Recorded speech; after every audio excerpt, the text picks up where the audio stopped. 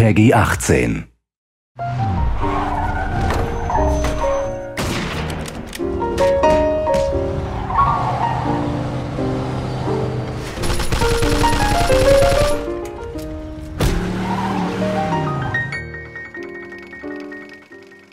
At its core, Mafia 2 is a third-person action crime game. It has all the exciting car chases, all the gunfights and all the melee combat that you'd expect from a game like this. Our target kind of experience was very much things like Goodfellas, Godfather, very kind of adult movies with very serious themes. And for that to happen, we needed the game world to be realistic. Shooting is one of the most important things in the game, and obviously, as we try to be realistic, our weapons are quite lethal. We really want it to feel like deadly combat. What we don't want is the player sort of rushing enemies and doing things like that, you know. You can only take 2 or 3 shots before you actually die.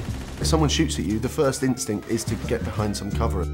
It really feeds into that intense feeling that we really want from the gun combat experience. We spent a lot of time and effort on the cover system because the player will spend a lot of time using it. But you have to be careful because the cover can often be easily destroyed. So if you're hiding behind a fence and it starts to disintegrate, it's time to move elsewhere. This destructibility was a big thing for us. We wanted to fill the whole city with a massive number of destructible objects, so the player felt that they could pretty much destroy anything.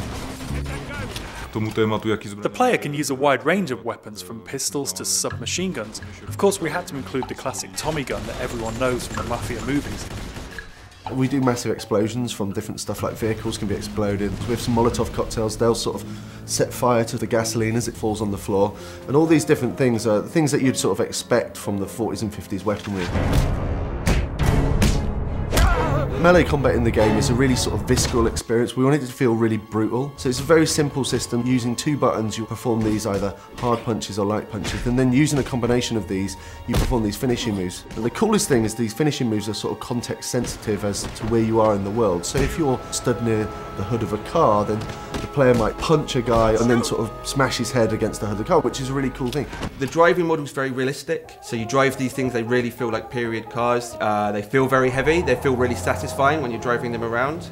Once you get familiar with the controls, there's a real skill to doing the handbrake turns, the donuts and the skids in the street.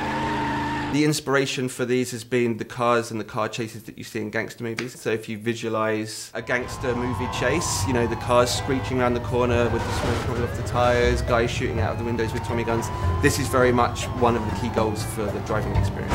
We've got like a few features in the game which allow the player to sort of like personalise their vehicle. In the body shops you can customise the car a fair deal. You choose the car that you like the best. You know, I'm going to choose to take this car on the mission because it's better than every other car in the city. I think that's a pretty cool decision to make. Our gameplay is great. We've got shooting, car chasing, everything a game needs, but we also need to link it to the story to create a believable game.